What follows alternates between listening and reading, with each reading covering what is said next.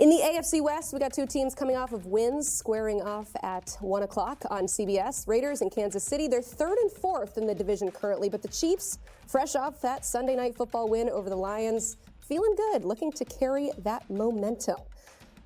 Looking forward to this game. Always a fun rivalry when the Chiefs and Raiders square off. And in the NFL, what does this mean in terms of a rivalry? We know it's at stake in terms of the division and everything, but just kind of rank this for us. Yeah, I don't know if it's a rivalry, but it's a divisional game. So you hate your divisional opponent. Yeah, I was going to say you hate your divisional opponent. So these are the games, Emily, you want to win. Because you don't want to have the Chiefs dangle that over your head. And they've been dangling it over the head for a long time.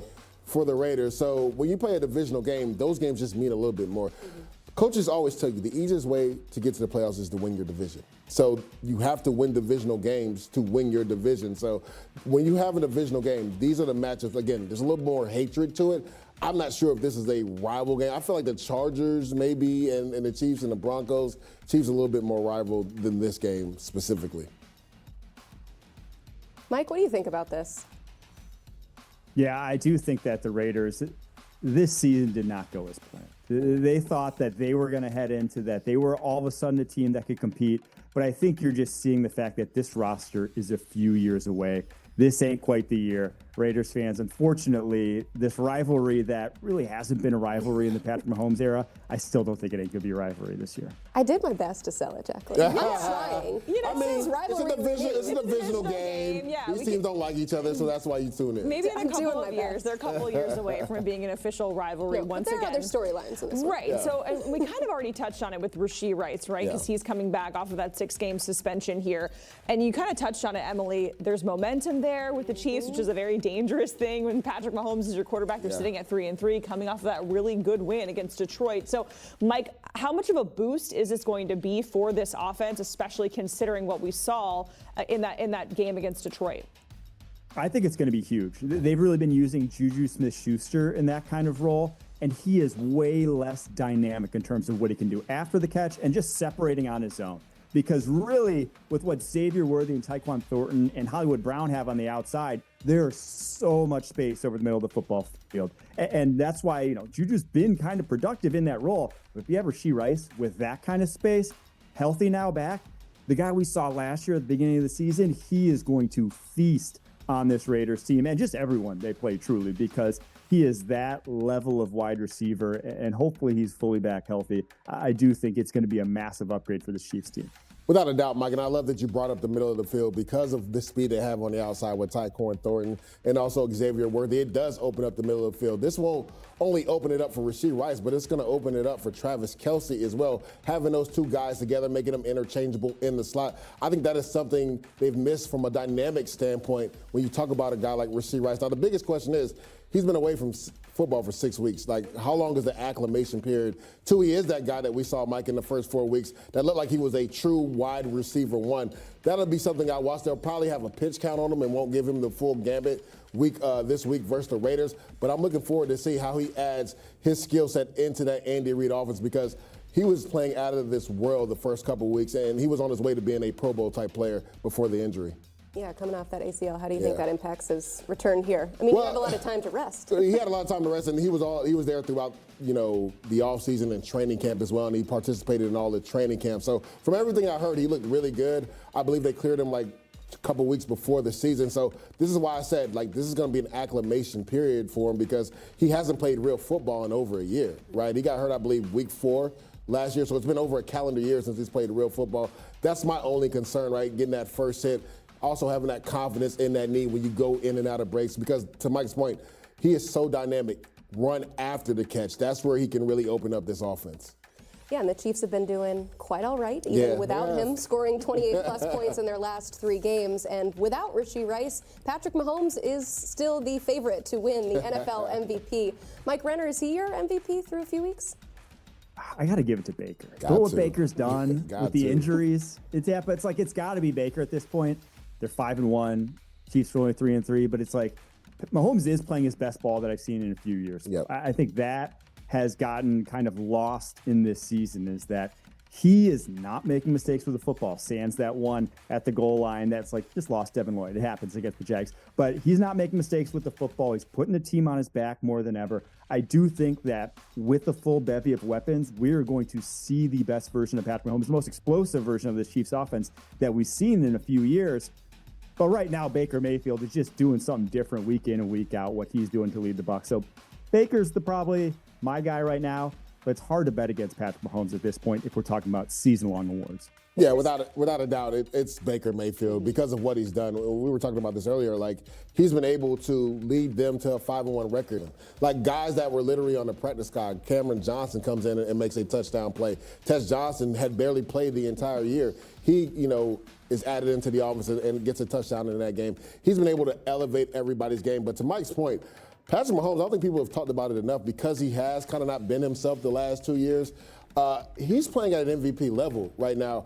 I felt like, Mike, the first couple weeks of the season, he was pressing a little bit too much because of the injuries on offense. And it's never good when Mahomes is leading you in rushing through like the first four weeks. I don't think he's still leading them in rushing right now.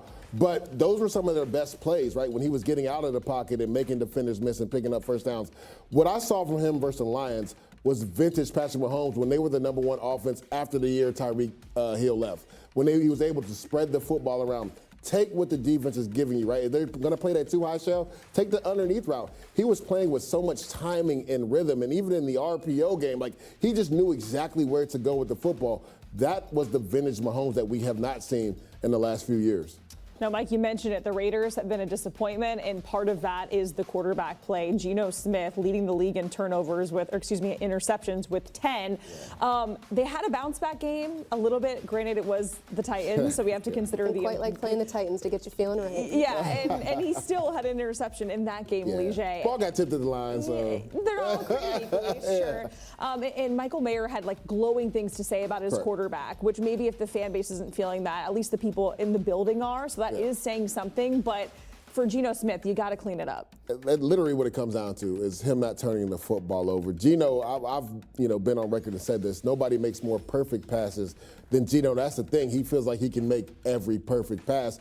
And if the quarterback and receiver are not on the same page, those turn into interceptions. And we saw a little bit of that last year with him and DK Metcalf towards the end of the year, and we see it in the beginning of this season. I think part of the issue is they've been hurt at some of their skill positions, right? Michael Mayer was coming back from injury. Brock Bowers is out right now. Trey Tucker seem like the only receiver right now that he's really on the same page with in that offense. And Trey Tucker's had a heck of a start to a season. But to your point, Jacqueline, you cannot turn the football over. Just going back to last night's game, right? Commanders, 3 turnovers. They lost that game because of the turnover battle. So if you're Geno Smith and you want to pull off this upset this week versus the Kansas City Chiefs, they're not going to beat themselves. You can't help in aiding a loss for yourself by turning the football over. I love the last couple of weeks they've kind of force-fed the ball to Ashton Genty. They need to continue to do that as well. But Geno has to take care of the football. Yeah, I do wonder what Geno has to be thinking because the offensive line play in front of him has been a disaster yet again. He went from one of the worst offensive lines in Seattle last year to another bad one, and they got banged up. Their best offensive lineman, Colton Miller, might be out for the season. So that's been part of it, but it's hard to watch his interceptions and blame anyone other than Geno for this. I think Leger hit the nail on the head. He's just trying to do a little too much in that offense. They've kind of retooled now. They cut Deontay Thornton's snaps down, gave them to Jack Besh last week, but then Jack Besh gets as many targets as Alex Kappa did, and Alex Kappa is an offensive lineman. So I do think that Chip Kelly needs to go back to the drawing board. You're going to see evolution of this offense over the course of the season, trying to figure out what sticks, because they have a lot of weapons. They're all just kind of role players, though. No real complete guys outside of Brock Bowers, so not having him has been so massive for this offense. All right, I'm going to ask you guys to pick this game, but before we do, you need to have all the pertinent information, and I do need to point out, this is also the matchup of the oldest active head coaches right now between Pete Carroll at 74 and Andy Reid at 67. So, the Chiefs are an 11.5-point favorite. Lige? Who are you picking? That's a massive number. That's a lot for a divisional rival. For a bitter rivalry like this one? And you see the numbers right there at the bottom, Emily. 0-5-1 against the spread when they're +7 point as far as favorites, as 7+ points or more. I'm going to go with the Raiders. Give me the points. Okay. 11.5, man. Okay. Geno, get it done. Take care of the football. I believe they run the ball with Ashton Genty. I talked about Trey Tucker and that connection between him and Geno Smith. 11.5 is a lot of points. Give me those points. I think the Raiders cover. I'm going to hold the nose. I'm going Chiefs. I love the way this offense has been playing. I think they get a double-digit win. I think they go for 30+. I think the over hits here, too. But I do just think Pete Carroll's back to his cover 3 ways. They're one of the cover 3 heaviest teams in the NFL. Mm-hmm. And Patrick Mahomes, there's no better quarterback against cover 3 in the NFL. I think he shreds them. I don't know. Geno Smith saying he's got to jump into a lake or an ocean or something to get rid of the bad luck that is coming his way. They beat Detroit. They beat Baltimore. Baltimore's defense was terrible. Played very well Sunday night, and he's the best player in the league. We know that. How is anybody worse odds or better odds than, in this case, worse 200 to 300 than Baker Mayfield? I mean, Baker Mayfield's been unbelievable. He's 5-1. Every game they win is incredible. That third down scramble for the first down 14 was incredible. One of the great plays you're ever going to see. He scored 1 million points against San Francisco, albeit a bad defense because there are obviously a lot of injuries with Bosa and Fred Warner in the second quarter of that game. But he has to be the MVP. They've won all these great comeback games. Atlanta, Seattle, Houston on 4th down. How in the world is he not the MVP top choice by far? I put Prescott over Mahomes, and I'm not knocking Mahomes. Lots of times, Pat Riley never used to win an MVP as the NBA coach of the Lakers because they all thought it was because he had Magic, Kareem, and Pat never coach of the year, and he never won a coach, and that bothered people. And I know Mahomes is in the same kind of boat. They're so good, you almost take him for granted. So I get that, but right now, without a doubt, Baker Mayfield should be much higher, by far the favorite, and much lower odds than plus 300 to win the MVP in the NFL. Stephen A. Well, I agree with Doggy about Baker Mayfield, right? But let's not act like Patrick Mahomes doesn't belong in the conversation. Yeah, you got Baker Mayfield, Dak Prescott, Daniel Jones. Those are names that come to mind. And damn it, why don't we throw Drake May in there? Let's go. The way he's looking right now. Okay, so we got to do that too. But here's why you have to include Patrick Mahomes. Not just because of his greatness, but let's also take this into account, Doggy. We know he's coming. You didn't have Xavier Worthy for a few games. You didn't have Rashee Rice for the first 6 games. You didn't have any running game because Pacheco and Kareem Hunt weren't giving you much. So what has Patrick Mahomes done? He's led the team in rushing and rushing touchdowns. Okay? That's what he has done. They got a top 10 offense, 8th in yards, 9th in scoring. We go a bit further over the last 3 weeks. The first 3 weeks of the season, or rather just 3 weeks ago, the man had a passer rating in the low 80s with only 3 touchdown passes. And since then, he's posted 10 total touchdowns and just 1 turnover over the last 3 games. He's now got 15 touchdowns on the season, 11 touchdown passes, 4 touchdown runs, 1,736 total yards on the season. Once again, leads the league in both TD passes and TD runs from the quarterback position, or total touchdowns, actually. And again, I remind you, reiterating, leading the team in both rushing yards and rushing touchdowns. That is a quarterback that is saying, no matter what the conditions are, no matter what what obstacles lie in my wait, I will find a way to keep us afloat as long as I'm breathing. That is what he has done. And so now we're looking at the Kansas City Chiefs. We see Buffalo and what happened with them on Monday night against Atlanta. We don't necessarily believe in Pittsburgh yet. Drake May is still young, okay, in his second year at the quarterback spot. You yourself brought up Indianapolis' schedule, wondering about them, even though one could easily argue they're the most well-balanced team in football. Jacksonville hasn't sold, most people ain't sold on Jacksonville. Denver still's got issue with their offense, even though their defense is elite. The Chargers are still relevant, beating the Kansas City Chiefs, but that was at the opener in Brazil, which you came on Mad Dog, what are you mad about, and complained about the travel, and you blame that more than the actual game itself. So you pointed that out. It's crazy. Right now, that once again, even a game back in the AFC West, we are looking at the Kansas City Chiefs as the team to beat in the AFC. I will say That's this. Patrick Mahomes Stephen all is day, right. every day. I would add shame on the Ravens, shame on the Bills, shame on these teams. Not taking advantage of the moment. They were 0-3. You had the Chiefs down, and now they're right back in the club. They walked right back in. They've got the best table in the club. They get Rashee Rice back. Worthy's here. We're healthy. And all of a sudden they've got their Chiefs thing going on. And, Brian Branch comes after Mahomes. Juju takes a shot. That stuff, they galvanize around that stuff. I find it that it's more about the future. Baker's been amazing. They're all banged up. People are looking at, he gets Rashee Rice back. He gets Worthy back. Peter, this is what they're looking at. My only correction to you, my brother, they were never 0-3. They were 0-2. And then they walked in and they beat the Giants on the road. You understand? They beat the Giants on the road. East Rutherford right down the block. They said, we can't go to 0-3 because their season would have been in grave jeopardy. And how about Sam? This is where Sammy, our producer. What's he got? Sam, should Mahomes be a top MVP candidate? Change the A to the. Ooh. Should Mahomes be the?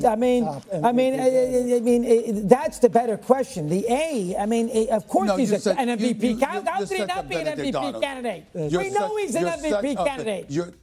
Well, first of all, he wouldn't have been an MVP candidate had they started the season 0-3 and they're sitting here 2-4 right now. Okay, that's number one. Number two, look at you to dime out our producers like that. This is what you do. You do this on Mad Dog Sports Radio as well. You call out your own contemporaries all the time. How does he make that error?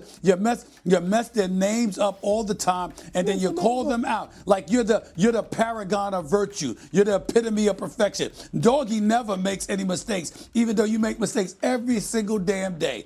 But you call out your own people on your channel like it's them, and it has nothing to do with you, even though it's the Mad Dog channel. That's what you do. You're unbelievable, man. That's a terrible job by Sam. Of course he's a top MVP candidate. The question should be, should Mahomes be the top MVP candidate? Well, first, that's a terrible producing error. First off, I want to shout out Samuel Tanucci. I think you're a wonderful producer. He's a nice great job. He's a great producer.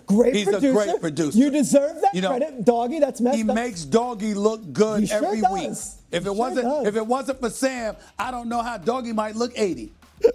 80. Easy. Can I add another name real quick though? Because I was in Atlanta. 80. I was in Atlanta, and Raheem Morris looks at me, and I'm doing the production meeting, and he says, "I have had Cooper Kupp in his Triple Crown season. I've had Julio Jones in his Super Bowl season. I had RG3 when he was tearing up the league. I have never had a better player than this Bijan. He's right about that. 238 yards from scrimmage on Monday, 181. Now, I know we don't give this award to running backs for whatever reason since 2012. If they continue to win, I will tell you, Penix is a nice player. This team is built around that guy. Is there a window where we give the running back the award for the first time in 14 years? I think you definitely could consider that. And they'd have to win 11 games. And, the Chiefs would have to be pedestrian. And Mayfield would have to fall off the clay for the. And same with Prescott, by the way, who's played very, very well. But, yeah, I can make it. He is great. He's special. And he catches the ball out of the backfield and everything else. Stevie? He's an absolute stud. But Saquon got Offensive Player of the Year, but he didn't get League MVP last year. That went to Josh Allen. So we got to pay attention to that, number one. Number two, they're not in first place. The Tampa Bay Buccaneers are in their own division. You want to win league MVP honors, you beat John Robinson, you put up those kind of numbers Saquon Barkley put up, plus you win your division. And you resurrect the Atlanta Falcons, then we're talking about him as an MVP. Two great takes. I agree. Have to win the division. I think the former take is great, too. If Saquon set that bar there and he didn't get MVP, Bijan has to blow him out of the water. Well, that's where the quarterback has to be average, have average quarterback here for the running back to win it. Last year, Allen was great, so you had to give it to him. And you had Lamar, too.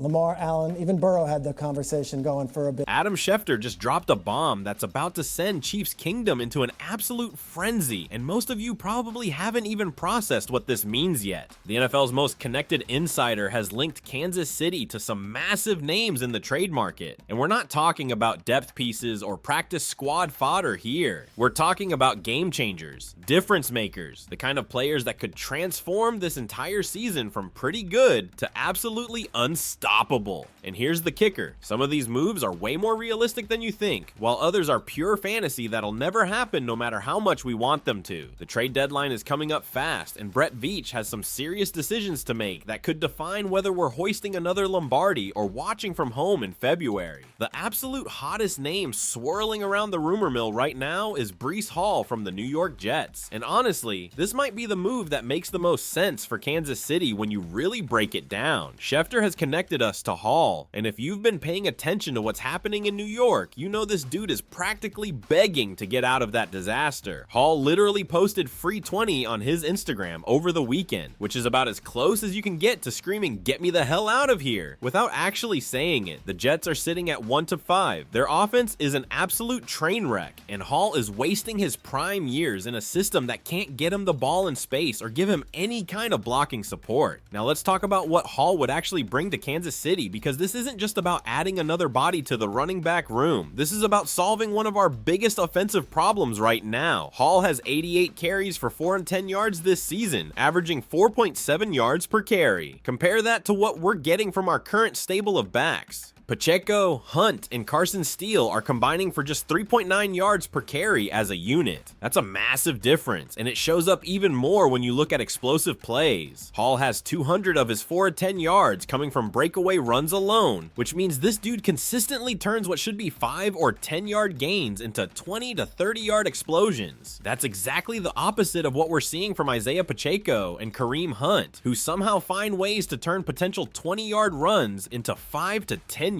gains. The other beautiful thing about Hall is he's not just a one-dimensional runner.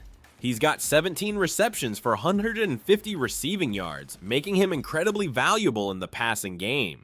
Andy Reid could do some absolutely filthy things with a running back who can catch like that, especially when you pair him with Patrick Mahomes. And here's where it gets really interesting from a trade perspective. Hall's value is sitting somewhere between a 4th and 5th round pick, according to multiple NFL GMs who've been consulted on this. That's an absolute steal for a player of his caliber. Some executives think even a 4th round pick might be too high because of durability concerns and the fact he's in the final year of his deal. But if it brings a Super Bowl, who cares about a mid-round pick? The real issue we're trying to solve here is embarrassing when you think about it. Patrick Mahomes is currently our leading rusher. Your franchise quarterback, the guy you're paying $500 million to throw the football, is running the ball more effectively than any of your actual running backs. We're averaging 118.7 rushing yards per game as a team, which puts us right in the middle of the league, but Mahomes is responsible for a huge chunk of that production. That's not sustainable, and it's not how championship teams operate.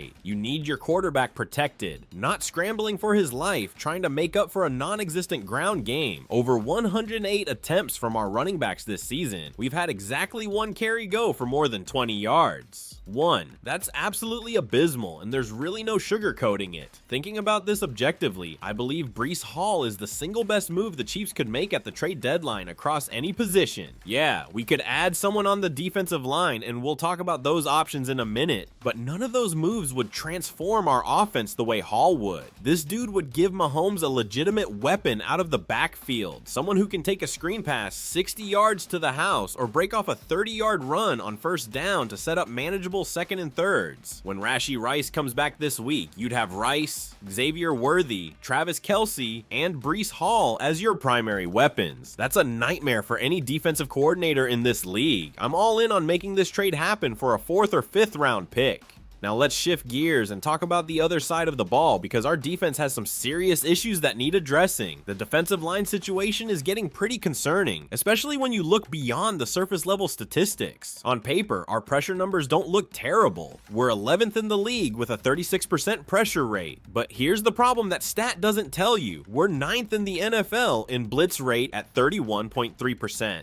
That means we're sending extra rushers on almost a 1/3 of all passing plays just to generate average pressure. Steve Spagnuolo loves to blitz and always has, but when you can't get pressure with your front 4, you're setting yourself up for disaster against competent quarterbacks. The math is pretty simple here. If you're blitzing constantly, you're pulling defenders out of coverage and leaving your secondary exposed. And we've seen exactly what happens when you do that against solid quarterbacks over the last 3 games. Trevor Lawrence, Justin Herbert, and whoever else we've faced recently have absolutely torched us. completing 74.3% of their passes combined. That's almost 3/4 of everything they threw finding a receiver, and they were efficient as hell doing it. When quarterbacks are that comfortable in the pocket, when they have that much time and space to survey the field, even average receivers start looking like all pros. It's making our defensive backs look way worse than they actually are, and guys like Nick Jones and Chamari Connor don't need any help looking bad. Connor especially has been getting cooked on his own merit. So who could we realistically target to help fix this pass rush problem? Let's start with the big flashy name that everyone wants to talk about, Trey Hendrickson from the Cincinnati Bengals. This would be an absolute home run move if it were possible. Hendrickson has been one of the most productive edge rushers in the entire NFL over the past 2 years, leading the league in sacks with 17.5 in back-to-back seasons. He had 8 sacks in 2022 and already has 4 through 6 games this season despite missing time with a back injury. When he got carted off the field in week 6, everyone thought he was done for months, but apparently the injury isn't as serious as it looked. He's actually questionable for Thursday Night Football coming into a short week, which tells you this guy is an absolute warrior. The problem is, as amazing as Hendrickson would be for our defense, it's just not realistic from a financial standpoint. He's looking for a new long-term contract extension that's going to pay him around $35 million per year. We're sitting on about $3 million in cap space this season and only $49 million projected for 2026. We're already going to have to work some cap magic just to keep our current roster together, and adding Hendrickson's massive contract into that equation makes it nearly impossible. You'd have to give up significant draft capital too, probably at least a second-round pick, maybe more. As much as I'd love to see Hendrickson in a Chiefs uniform terrorizing quarterbacks, it's just not happening unless some salary cap miracle occurs. A more realistic veteran option would be Cameron Jordan from the New Orleans Saints. Yeah, I know he's 36 years old, and that raises some red flags, but the dude can still play at a high level. Jordan is significantly more disruptive than cheaper options like Keon White from the Patriots. He's played 163 snaps this season and is averaging almost a 10% pressure rate with 2 sacks. But where Jordan has really impressed this year is in run defense. He's got 10 stops on 100 run defense snaps, which is elite production. At his age, he's actually gotten better against the run, aging like fine wine in that department. He's not going to come in and be your superstar edge rusher getting double-digit sacks, but he'd be a steady, reliable piece who could give your starters more rest and maybe make them more effective on their key reps by keeping them fresher throughout games. There's Keon White from the Patriots, who would be the absolute cheapest option of the 3. You could probably get him for a swap of late-round draft picks, maybe a 6th for a 7th or something along those lines. The problem is you get what you pay for with White.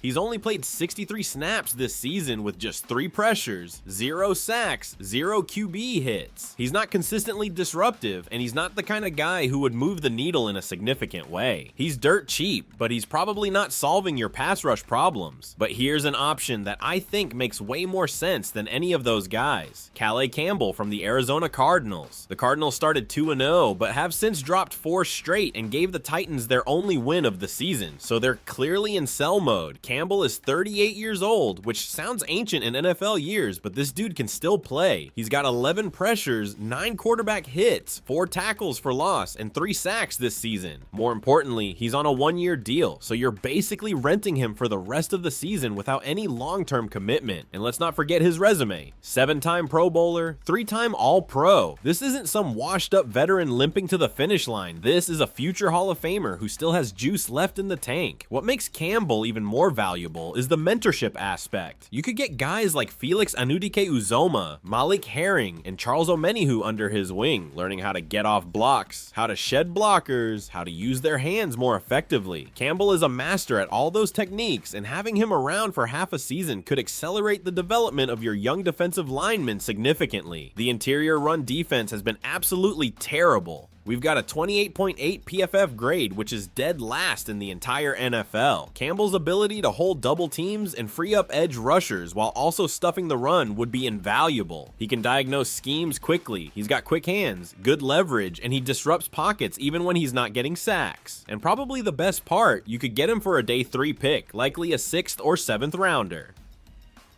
When I really think about it, I believe Campbell is actually a smarter pick than someone like Jeffrey Simmons from the Titans, who some people have been suggesting. Yeah, Simmons is younger and probably gives you more long-term production, but you'd have to give up way more draft capital for him. Plus, we already used a trade pick this season to bring back Derek Nagy, and that obviously hasn't paid off at all, so why compound that mistake? Campbell gives you immediate impact, veteran leadership, and costs you almost nothing. That's the kind of move Veach should be making right now. Now let's talk about another running back option that's been floating around, and that's Tony Pollard from the Tennessee Titans. The Titans are 1-5 with their only win, coming against the Cardinals we just talked about, and their offense is an absolute disaster. They have the second fewest points and the fewest yards in the entire league. Despite all that chaos around him, Pollard is still on pace for over 1,000 yards this season, which tells you something about his talent level. He was a Pro Bowler in 2022. He's had 3 straight 1,000-yard seasons, and he's put up 1,441 yards with 7 touchdowns over 2 seasons with Tennessee. He averages over 5 yards per carry and has soft hands for checkdowns and screen passes, which would fit perfectly in Andy Reid's system. The problem with Pollard is similar to some of these other options. He's expensive. He's got the 7th highest running back cap hit in the entire league right now, and we're sitting on just $2.9 million in cap space. The money is really tight. He's also 28 years old, which isn't ancient, but it's definitely getting up there for a running back. If you're gonna give up significant draft capital and take on salary, do you really want to do that for a 28-year-old back who might have 3 good years left at most? Probably not, especially when someone like Breece Hall is younger, cheaper, and arguably more explosive. There's also been some buzz about Alvin Kamara from the New Orleans Saints, but this one seems even less likely than Pollard. Multiple issues make this trade nearly impossible. First, Kamara has made it very clear to Mickey Loomis and the Saints organization that he doesn't want to leave. He told them directly that he likes being in New Orleans, that he feels like this is where he belongs. The team doesn't want to lose him either. He's a strong leader in that locker room and a franchise player. But even if both sides were open to it, the financials don't make any sense for New Orleans. They'd be accelerating a $15 million dead cap hit onto next year's cap while only saving about $3 million on this season's cap. That's terrible cap management, and they're not gonna do it unless someone offers them premium draft capital, like a 3rd round pick or higher. And honestly, who wants to give up a 3rd rounder for a 30-year-old Kamara at this point? Honestly, when I look at all these options, I keep coming back to the same conclusion. Breece Hall is the move. Pollard is solid, but too expensive and too old. Kamara is even older, and the Saints won't trade him anyway. Hall is young, explosive, relatively cheap in terms of draft capital, and he desperately wants out of New York. The Jets are a dumpster fire, and Hall knows he's wasting his prime there. A 4th or 5th round pick for a player of his caliber who could immediately transform our offense feels like a no-brainer to me. Before we wrap up, there's one more situation we need to address, and it's honestly been bugging me all season. Harrison Butker. This is painful to talk about because we all love Butker, and he's been such a crucial part of our championship runs, but something is seriously wrong right now. He's legitimately one of the worst kickers in the NFL in 2025. He's missing PATs, he's missing field goals, and it's not just the misses themselves that are problematic. Remember that kickoff against the Jaguars that went out of bounds and gave them great field position for their game-winning drive? Those mental mistakes are piling up, and they're costing us in close games. The really frustrating part is we can't even cut him if we wanted to. If we release Butker,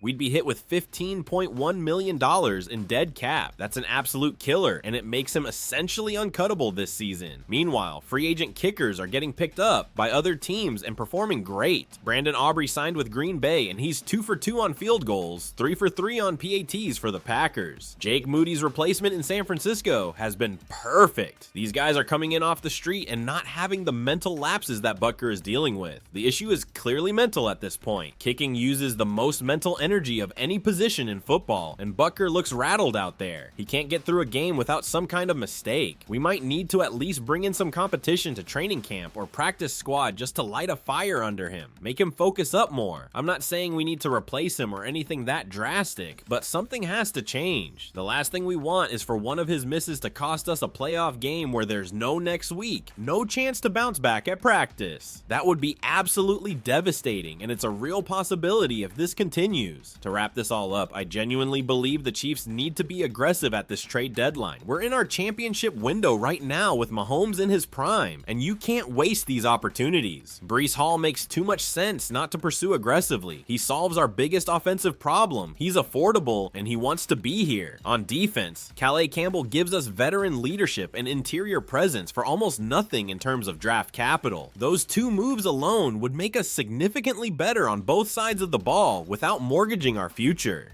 Brett Veach has shown he's not afraid to make bold moves when the moment calls for it, and this is definitely one of those moments. Let's see if he pulls the trigger.